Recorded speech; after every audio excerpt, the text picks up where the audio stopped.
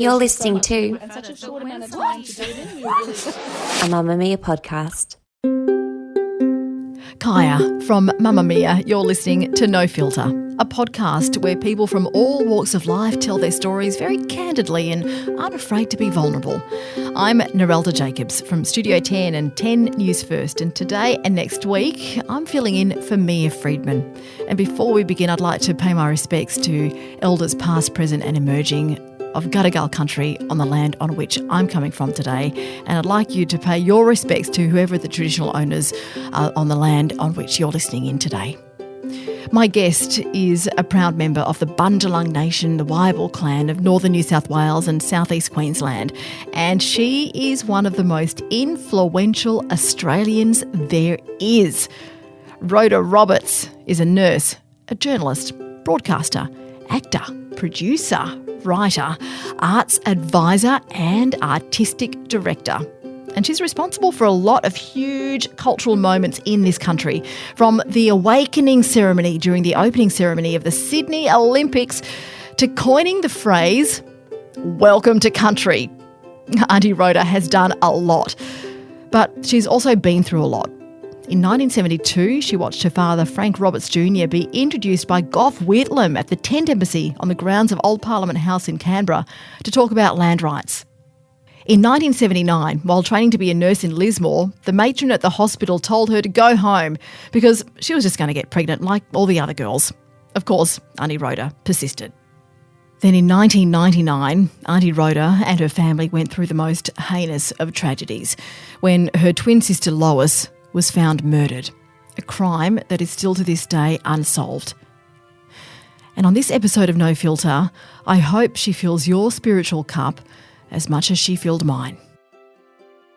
Oh, Aunty Rhoda, this is so special to have you with me now for this time. Something that's happened to me just recently is that people have started calling me Auntie. Like I'm used to being called Auntie from like little kids and my nieces and nephews. But when it's coming from a 30-year-old adult, and it's just happened recently more and more. But you are Aunty Rhoda. You're known as Aunty Rhoda. What's it like the first time people were calling you Auntie? Yes, exactly. It's a little bit unnerving and a bit of, I guess, sort of, am I capable of that? Because the auntie takes on a different connotation when it's from the community with regard and respect. And I do think of the late Udru Noonuckle, who I referred to as Nana Walker. And I guess if there was anything to still my mind, when I worked at the Opera House, every time I walked down Circular Quay, there was a plaque of writers that are in the pathway. And hers is just opposite the MCA, and it's the poem Son of Mine. And because I worked very closely with her son, the late Vivian Walker, I'm often reminded of that poem where she says, "A son of mine, I could tell you of heartbreak and so forth, but instead I'll tell you of when men entwine." And it's a reminder of the things that happen, but there is a hope and a future if we are open and adjust with the times, but always keep that footprint, I guess, of those obligations. And I suppose when people started calling me Auntie, I used to say, "You don't have to do that." And they went, "No, we want to do that. You deserve it." So it's an accolade that's a bit like, you know, when I received my AO, I think being called Auntie has a much more endearing and importance with me than the AO as such. Oh, wow. Well, next time someone calls me Auntie, I will take that with pride as a marker of respect. Aunty Rhoda, the respect that Australia has for you, and actually the world has for you, it's because of the person you are and, if you like, the brand that you've created over, you know, the decades that you've been at the forefront of taking culture to Australia and educating Australians and educating the world about Aboriginal and Torres Strait Islander culture. When I think of Aunty Rhoda Roberts, I think of someone who is just steeped in cultural accountability, I guess, and anything that you do, people gravitate to. And this played out for me when I was asked to go on a board, and I was in two minds about it. Like, I've been resistant to being on boards, for my whole adult life, until the chair of this particular board said, Aunty Rhoda Roberts is on it. And I just went, yep. Because that is the power that you have, the power of your influence and accountability. How does that sit with you? Look, I guess I grew up with a fairly strong political lens, in that my dad was a member of FCATSI, which of course spent 10 years making sure that in 1967 there was the referendum. And he was with the NAC and various other things. But his biggest thing to us was always volunteer and give back. But remember, the reason you are here, and he used to call us his Bundjalung princesses. Little did I know that we had no chieftain society. But, Did you believe you were a Bundjalung princess? yes, for many years. Oh, that's beautiful. But what he said was, you're here because you're in service to your people. And so that whole ethos of being in service, I think, began when I first started nursing and did my nurse's training. And Dad consistently saying, well, where are you volunteering? What's the volunteer work you're doing? And of course, in those days, I was working with Mission Beat because of my nursing. But then I started for many years volunteering at Radio Redfern, in the 80s. But I think I have been one of the fortunate ones in that I'm really just the facilitator. I'm surrounded by the enormous talent and the enormous trust of senior law people, boss men and women, who trust me with their stories and how I will interpret them in this 21st century. And that's a huge one. It can be very challenging. It's a huge undertaking, but I'm always assured, I guess, that it came about because I learned through my father, and I'm sure you have done the same, where you, as a kid, you go to the meetings, but you're told to shut up and you just sit at the back and you observe. So you learn to watch and read people and read country and see what's happening. And I think that type of listening has been a great education that my father gave to me. At the time, of course, we resisted it and we possibly didn't realise how much we actually were soaking up and remembering. And so when I was doing the Olympics, I really wanted to show a different lens of the nation. And they were quite adamant they wanted mini spirits and so forth, which was a show I'd done previous. And I went, no, let's go beyond that. This is an extraordinary thing that in WA, the men and women who are the boss people of the Wandjina are now wanting the world to hear about those stories. Prior to that, there was very little information, and the late Sam Woolagoodja actually was one of the first to tell the story of that to Australians. And so I got a wonderful opportunity because of the connection with my dad and old man Sam, but to meet Sam's son, Donnie, and work with him. And of course, his Namralili, the amazing Wandjina, was raised at those Olympics. Oh, that and it moment, gave such a spirit to this nation. Oh, Aunty Rhoda, so you were responsible for that Wandjina moment, because I saw that moment recently in the Bangarra film, Firestarter. Yes. And that moment was just so magical. The great Wandjina spirit that comes from the northern part of the Kimberley region of Western Spirit. The eyes, the nose, and no mouth to pass judgment. Will awaken the spirits around, giving the people the energy and the chance of rejoicement. And you need permission for the Wandjina to travel outside of... Oh, gosh, yeah. That's what I mean by the cultural accountability. Like, when I saw that moment replayed, I thought, I wonder what went on behind the scenes to have permission to be able to do that, taking it out of its homelands. Yeah, 3 years prior, I just travelled around the country because at the time everyone was saying, we've got the Olympics coming. Is this an opportunity to show the world of the disparities that exist in this country?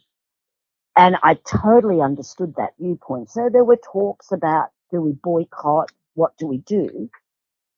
But at the same time, I realised that if we didn't take hold of it, it would be done, but it would be done through a different lens, through the occupier's lens, which would be very tokenistic, and it wouldn't have the heart and that spirit that we bestow on people who come into our country, no matter what nation we're from. Look, it's so extraordinary that we have that in the year 2000, because everything prior to that, when you look at historical footage on Australian TV, there is no diversity whatsoever. There's no mention of First Nations people or Aboriginal culture. There's no language. Yeah. And you've been working in the space prior to the Sydney Olympics for a long time. Oh, yes. Yes, indeed. And, you know, I was very fortunate to be, again, I've just been so fortunate. In the mid-'80s, I went to I'd been living overseas doing training in London for nursing, and I came back. And I got the opportunity to work with, sadly, most of them have passed, but if you think of people like Brian Siren, who'd worked with Stella Adler in New York, and Justine Saunders, Bob Mazza, you know, these stalwarts of the theatre world. And we put together the first Aboriginal Black Playwrights Conference, and it was quite extraordinary. We were surrounded by Kevin Gilbert, Udjuru Noonuckle, Jack Davis, Hillis Maris, you know, just of everyone who'd written plays and poetry and so forth. At the end of that, they actually, and this was a great lesson, they were possibly around the age I am now, and they did an extraordinary thing where they went, you're the next generation, we're going to pass the mantle. And they named myself, Lydia Miller, Vivian Walker, and Michael Johnson, that we would take on and set up a theatre company. We would produce the second Black Playwrights Conference, and we would do 3 productions. So we, of course, were just blown away that they had the faith in us. And then we realised the reality of setting up a theatre company. Yeah. But we achieved it all because we didn't want to fail them. It was a huge learning curve, but that taught me about the platform and how you can change the voice on that platform if you have that accessibility, and ensuring that there were voices from our stories that needed to be told. And in reflection, some of those stories we would find a bit old hat now, but at the time people didn't even know what a mission was, you know. And when we would talk about children being kidnapped, they thought we were exaggerating with those stories. And I guess one of the greatest things at that period was I was also working in radio, and I managed to secure a position at ABC Radio National. And I went down to Melbourne, and there was a band playing in the laneways called the Go-Togethers. And the lead singer of that had found out that he was Bundjalung and he'd been taken. And a year later, he formed another band, but he ended up doing a cameo with Mixed Relations in a pub in Rozelle in Sydney. And he got up to the mic and he said, "Oh, hi, I'm going to sing this song I wrote. My name's Archie Roach." And he sang "Took the Children Away." What? And I will never forget, I looked across that audience, and the pub was on a very main thoroughfare. It's almost like the cars stopped. You could have heard a pin drop. And then I looked and I saw the tears falling down every colour of the rainbow's faces. And I went, that's what it's about. And, you know, I think of that time, and I think of a decade later, he was receiving a Human Rights Award for that piece of music. A decade later after that, it became our anthem for the Bringing the Home report. Aunty Rhoda, you talk about those names like they are giants, and the way you talk about them is that you're standing on their shoulders, you know, but there's now a generation that are standing on your shoulders, you know, as an auntie. And I just think, you know, that the power that you are handing down because of the, oh my God, I'm getting really emotional, the power that you're handing down because of the things that you did I didn't do them, darling. But the sacrifices that you made, I mean, I've read about, you know, you growing up in country New South Wales and not being allowed to go into places. You know, what was that like? Again, people didn't believe that there were these unwritten social barriers. We called them the colour bars. And there were places in town that you couldn't go. But I think the strength I got from those experiences was a strength to question or to walk away and to look at another way of how do we engage these people that have this fear and terror of us, or just absolute devaluing of who we are. And again, you know, I come from such a wonderful, strong family who told me anything was possible.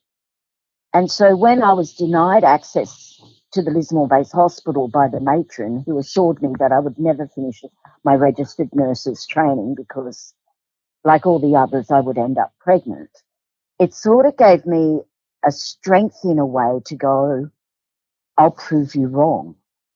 And I did. But at the same time, I think the greatest pain for me, and where I was at a level of anger and frustration, and it wasn't the right approach, and my father nipped it in the bud. But at the age of 21, my twin sister had a severe car accident and received brain damage. And when, after 2 years of rehabilitation and so forth, and she literally had to learn to walk, talk, everything, there was the 20 years of the young woman that I'd spent, there was another person in her place, and all her mannerisms were so exaggerated. She had no filter whatsoever. And we would go out, because we were of that age where you went to nightclubs. And that's where the colour bars really affected me. And I would get very angry with the bouncers at the doors and so forth, and question and tell them they were on stolen land and all the rest of it. And I had this big monologue that actually pushed people away. And through those learnings, and of course my dad, because I questioned why this would happen to my sister, it did give me another purpose and a strength in a way, not to question with such ferocity, but to do it with gentleness. Aunty Rhoda, that's so hard. I mean, because that's, you know, people are being turned away from by bouncers now. It's happened to me. I've been turned away by bouncers. And it's not because I'm standing there intoxicated. It's because I'm black. That's right. That is happening now. And you get wild. You get wild with anger. You know, and then you look at everybody, all the white people behind you in the line, and they look at you with just apathy. It's like, and as if to say, can you step out of the line because I want to get in? And they don't believe if you're not drunk. They don't believe you, because all they see is that you are angry, but the anger is warranted. So to be able to calm that anger and just, you know, simply ask a question in a calm way, it's like it's almost impossible. You know, no wonder the world erupted during BLM. You know, when you have that much rage, and we are not to be feared. We're not to be feared. We're actually to be rejoiced, because we are the oldest living culture. And I wished I had a page of my cousins. They were, you know, off the mish, no mucking around.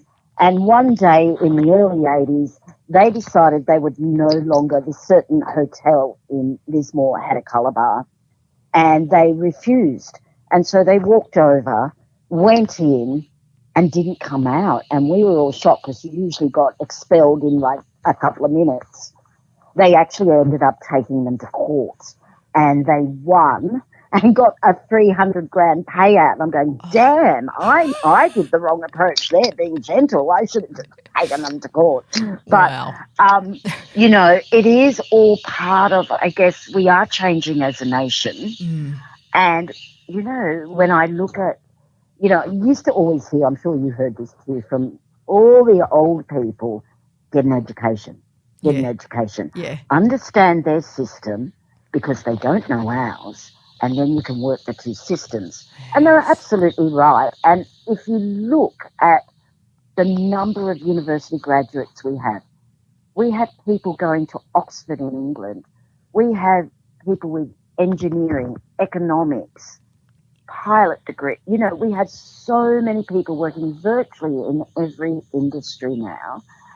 And I'm always reminded, 50 years ago, my father at the Tent Embassy. Because was your on the- dad helped set up the Tent Embassy, which is celebrating 50 years this year. Yeah, I don't know if he set it up, but there was always the talk of, land rights and the natives demand equality in all his speeches. But he used to talk about the evaluation of Aboriginal people, and only Aboriginal people could value themselves. But he started to have this dialogue as the Tent Embassy was going up, talking about our moral ascendancy in this nation.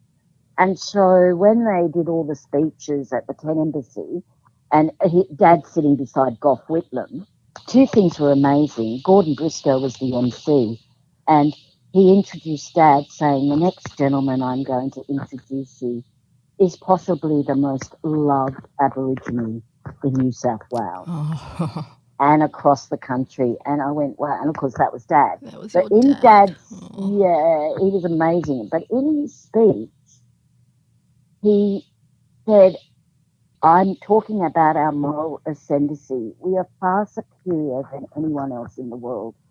And so I don't urge Aboriginals to become better citizens. I seek that Aboriginals become better Aboriginals." Oh, yes, yes, And I go, yeah. And that carries me, because I go, that's what we're here for. You're listening to No Filter with me, Narelda Jacobs, and Aunty Rhoda Roberts. Coming from that staunchness that you came from, your dad was instrumental in the 1967 referendum. He was instrumental in setting up the Tent Embassies, introduced by Gough Whitlam in the most glowing of ways. And all of the things that you've experienced growing up in Lismore and going through nursing school, and no doubt in hospitals, and experiencing, what happened to Lois with the accident. There would be more for your family to endure. What happened to Lois? So it's when you lose a sibling, and I think for my mother, who was quite an extraordinary individual, I mean, she meets my father in the 40s. It's totally against any intermarrying, the world is. And yet here's this white middle-class woman who gets with my father, a man off the mission, and they fall in love. And watching what the strength of my mother won, but you can imagine the burdens that she carried and how she consistently challenged the white society that would question why she had brown-skinned babies. And they would immediately assume that she was this incredibly Christian woman who was, helping the Aboriginal problem. When she would actually say, "Oh, it's an interracial marriage, they are my children," there was a horror on people's faces, and then they would turn their mouths down at my mother. So I love white people because my mother is white. Yeah. I love our ancestry. Yes. But I was never allowed, none of us children were ever allowed to be anything but Aboriginal, because they labelled and stamped us at school and ensured that we would, sit under the Welfare and the Aborigines Protection Act. So my sister, she was gregarious. She was so smart. She was the pretty one, She was the party girl. And then after the car accident, she became what white society would call a misfit. And sadly, just before our 40th birthday, so 20 years after a severe car accident, and in a place where she was embraced for her soul and her spirit, and she was an incredibly generous person, she disappeared. And when we my brother reported her missing. They just refused to believe. And the local police, of course, said she'd just gone walkabout. And later we would find out that she'd been murdered, and it took months for the police to actually take it seriously. So in the first 10 days of her disappearance, nothing happened.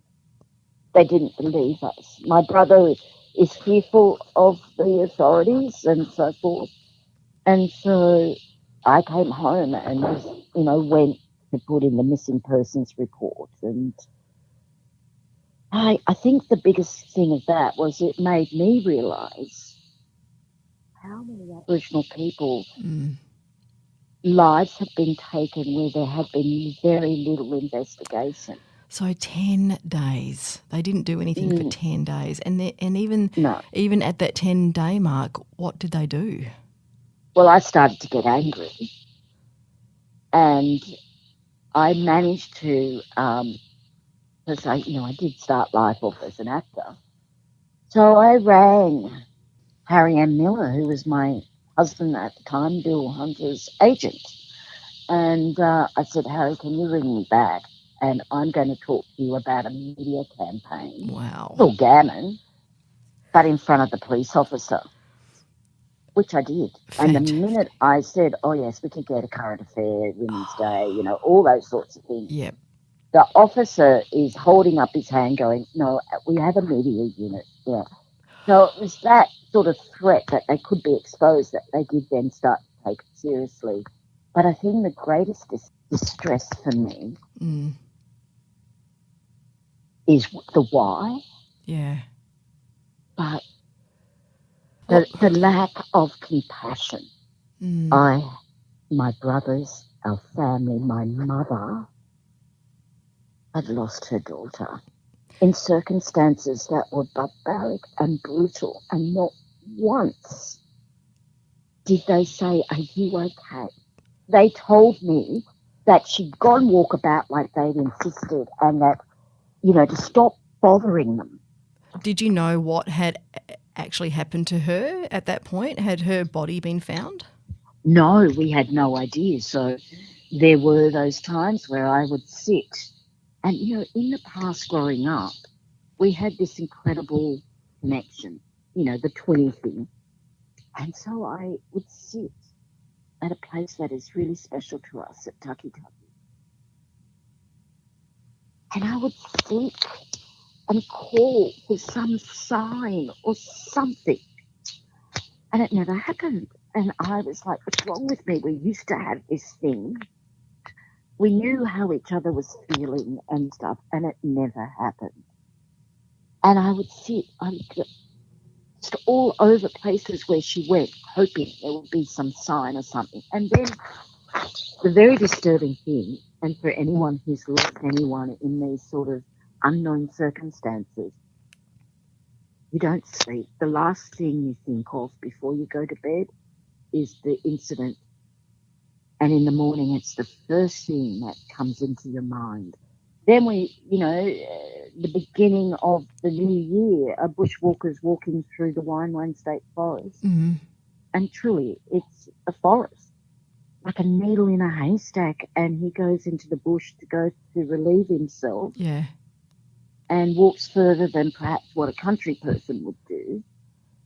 And he discovers the body. Oh. But again, even today, and this is where I probably still sound really angry, but I can't believe the police don't even ask how we feel. They never asked how we felt. There's no compassion. And then 6 months after my sister disappeared, my cousin disappeared.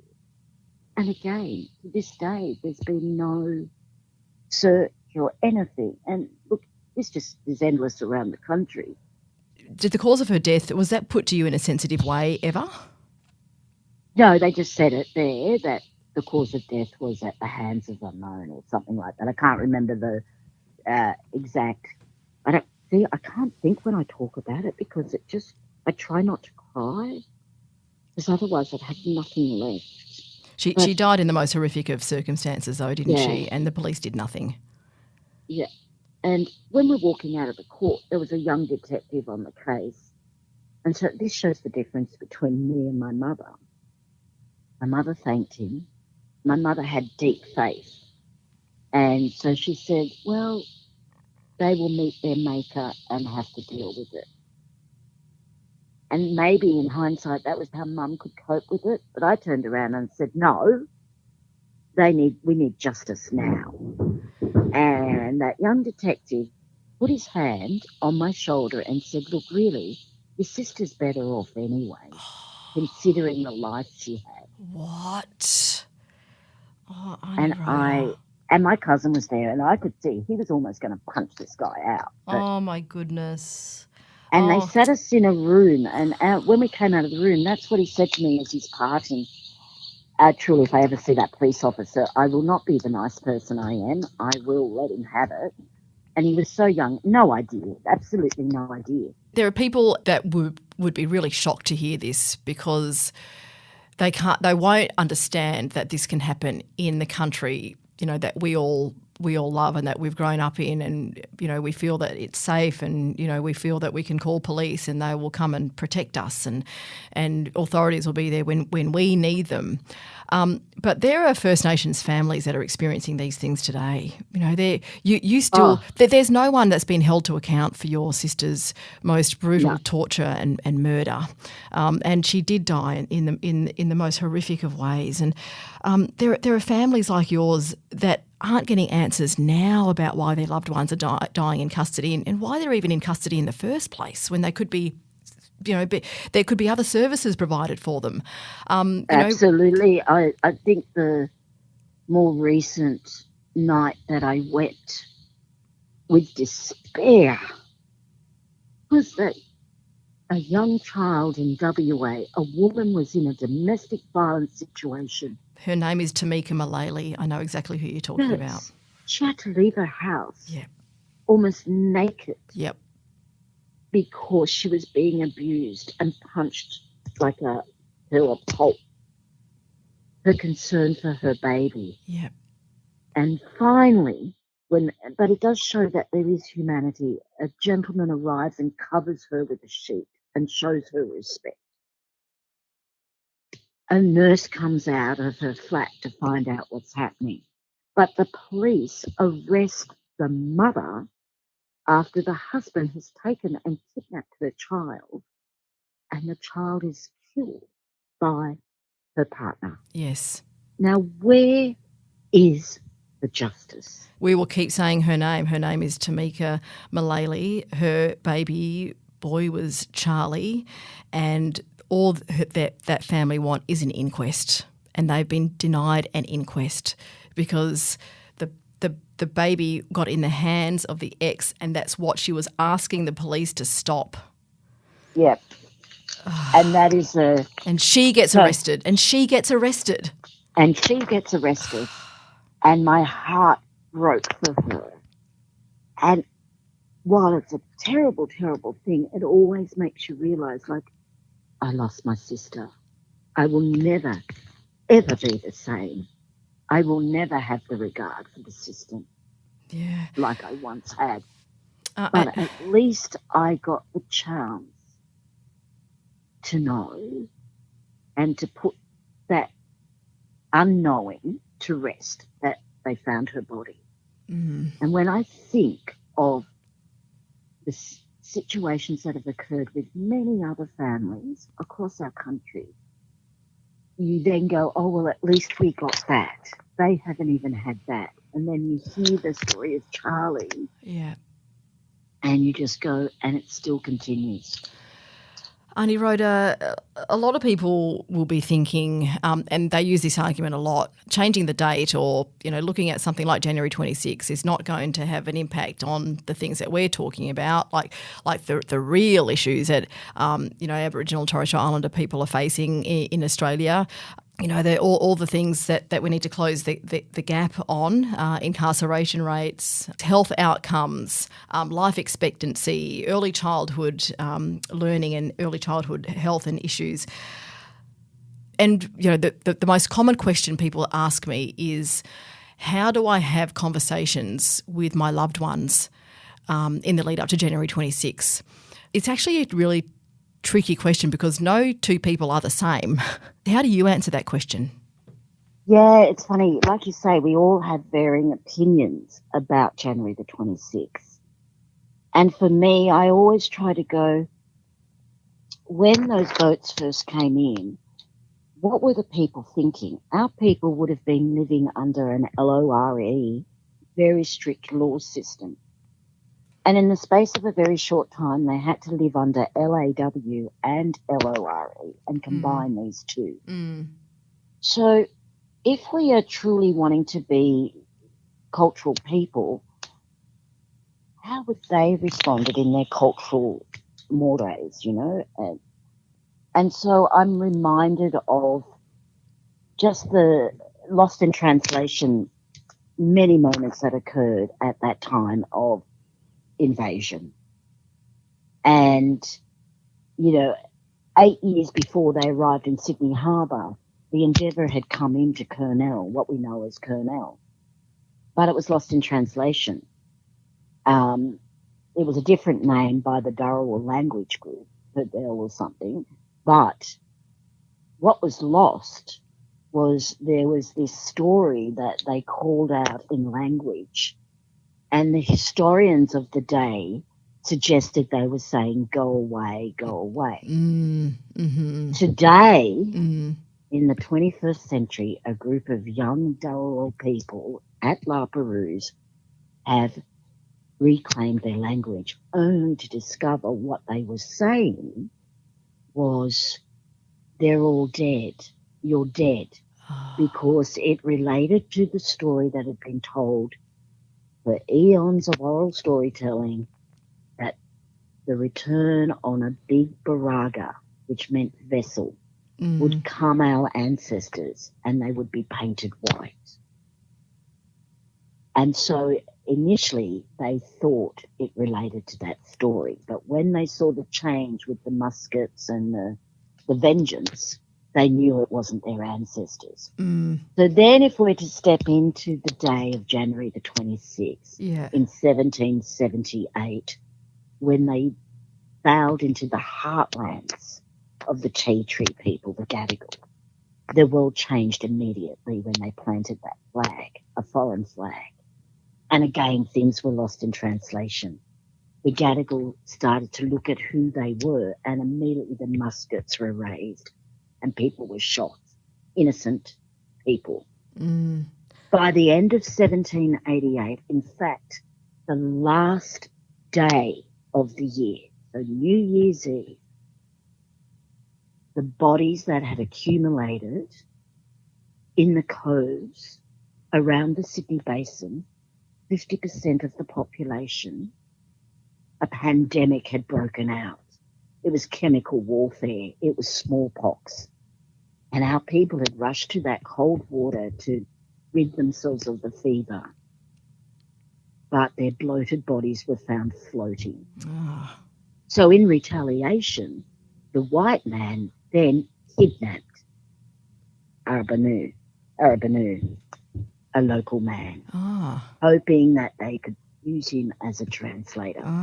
So when I reflect on those stories and I look at January the 26th, I look at it with reverence, like I do with Anzac Day and the many, many diggers, black and white, who enabled a life for us today.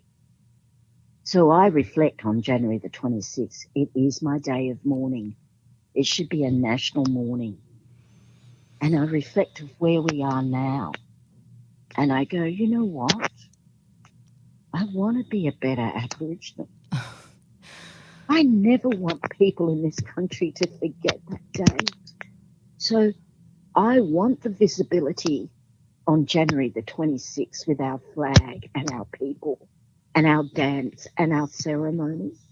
I want that. I want the music to be played and the songs like Took the Children and, you know, Thou Shalt Not Steal, the wonderful Kev Carmody. I want people to hear those songs and listen to the stories and listen deeply, because if we do it together, we will be a much better nation. So I will always mourn January 26th, even if they change the date, because the date for me will never change. Exactly. It was the day of the commencement of the Frontier Wars. Yes.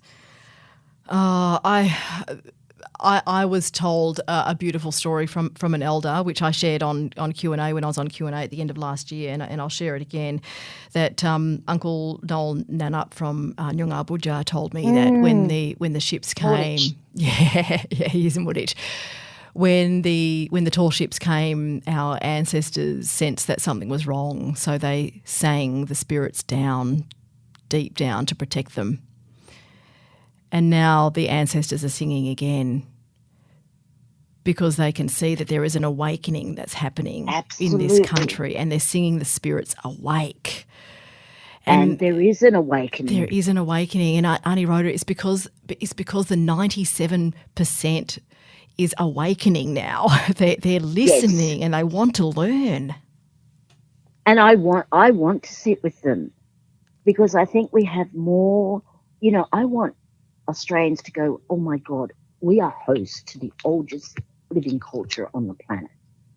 No one else has what we have. I want that to happen. But I also believe there is an awakening. We're in the third pandemic now. There was there was the smallpox, then the Spanish flu, and now COVID. And people are reflecting on what they have. And they're shifting. And we see through the BLM, people are shifting the narrative, and they're starting to listen.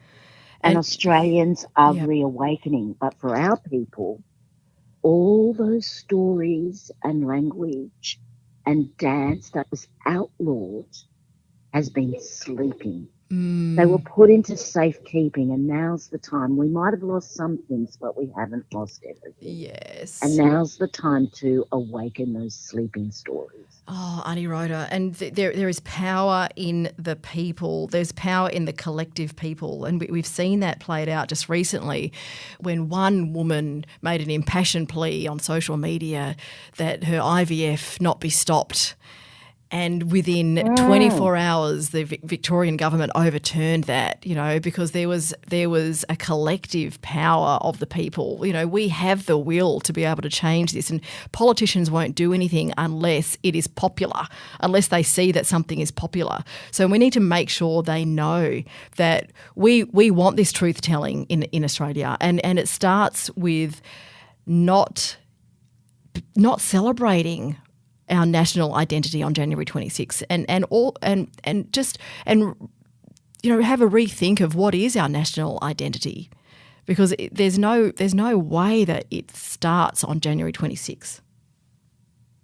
Absolutely, and I know many people do want to know, and I think we're in a wonderful position.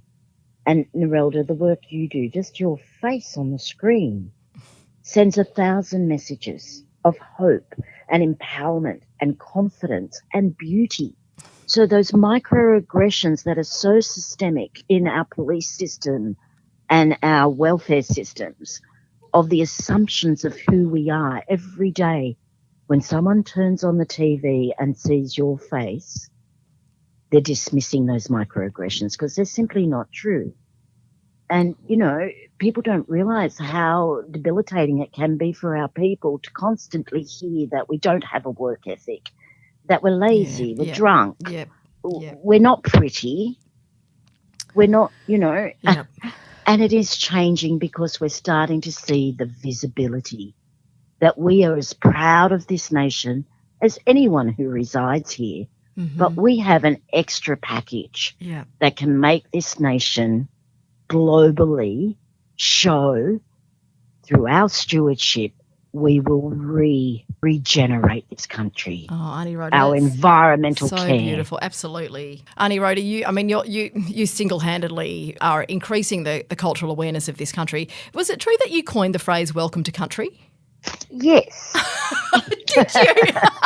Well, look, we were running the theatre company, and of course, when we had conferences and things like that, we would obviously pay our respect to wherever we were. Yeah. And we went, wow, this should happen all the time.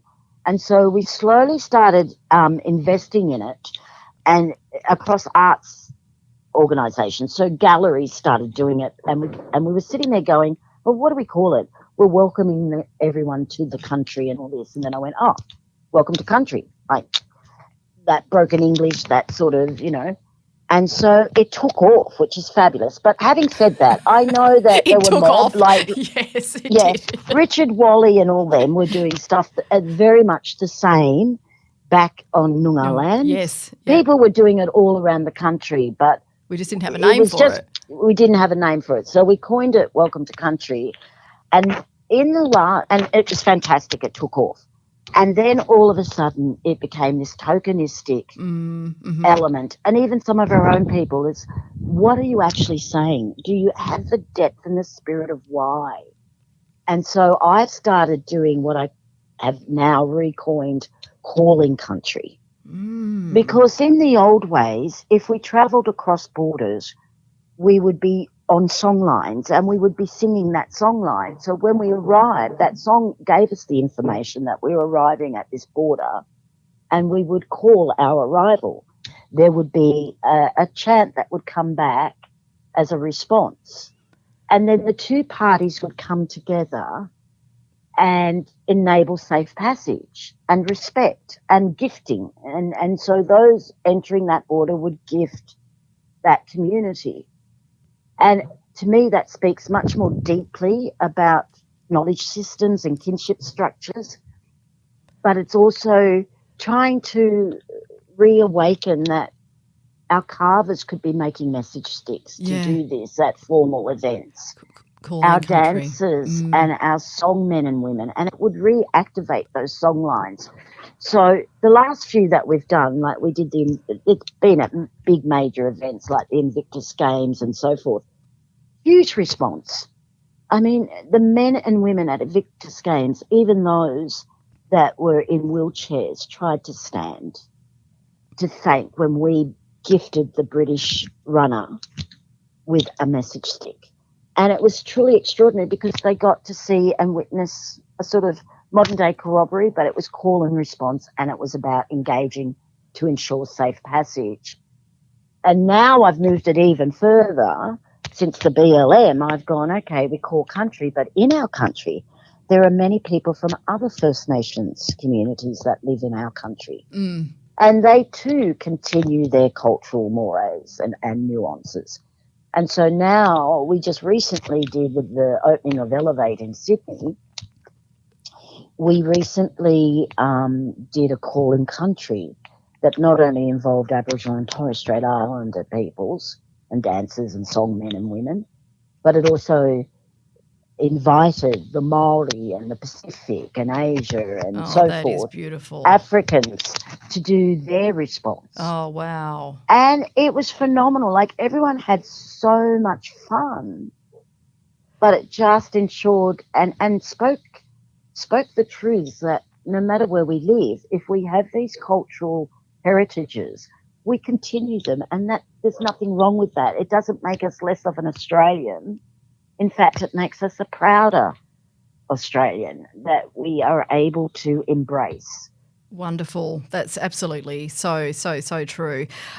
Well, from someone who coined Welcome to Country, the board that I mentioned that you're on, that was, and you were the reason that I came on the board, well, you know, because it does great work, but also to be able to hang out with you. that is actually called Welcome to Country. The organisation is called Welcome to Country. And so if anyone's looking for cultural experiences or ways to expand your world, then visit Welcome to Country online, and there's a whole host of things that you can do to learn. It's all about education, isn't it? And Aunty Rhoda, I feel so blessed that you're in my life now.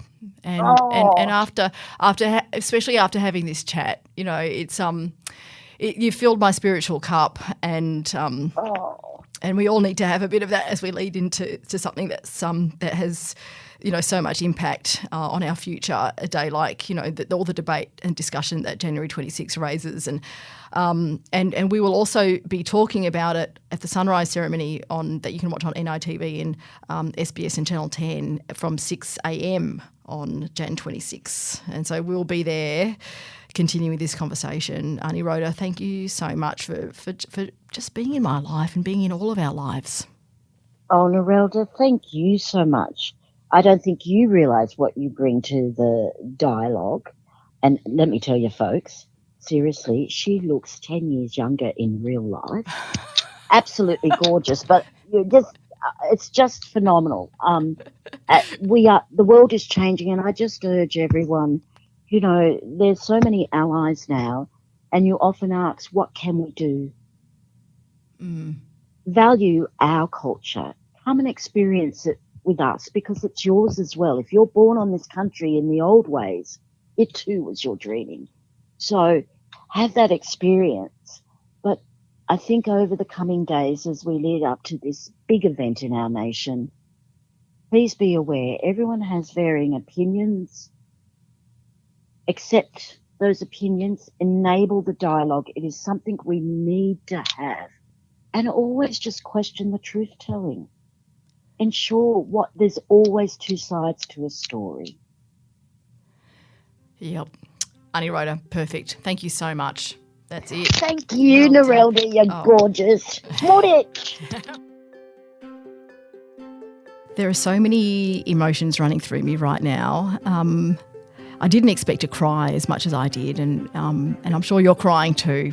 Just to hear all of the things that Aunty Rhoda and her family have been through. I mean, and also to hear her just mention the name of Archie Roach and all of those giants of our community and all of the allies as well that she's come across. And it's through the work of people like Aunty Rhoda that welcome to country is in our hearts. The phrase welcome to country and, those moments from the Sydney Olympics are just, it is forming what Australia is, a modern Australia. And I think that's what's so beautiful is that Aunty Rhoda is trying to smash the misconceptions and any fear or any guilt that people have around First Nations culture, and just it is, and just to tell people that it's the heart and soul of this country, and we need to come together to embrace it. And I think that's why I cried so much, because of just how beautiful she is and just how selfless she is.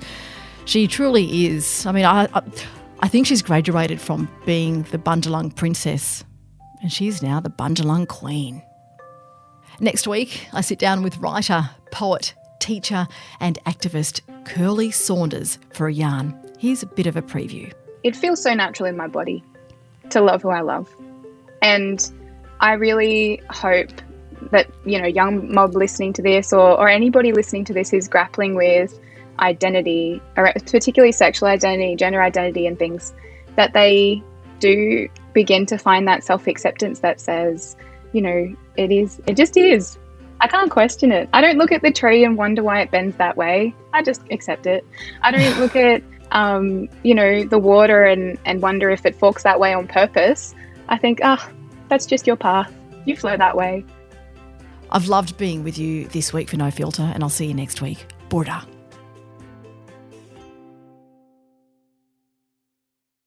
Mamma Mia acknowledges the traditional owners of the land we have recorded this podcast on, the Gadigal people of the Eora Nation.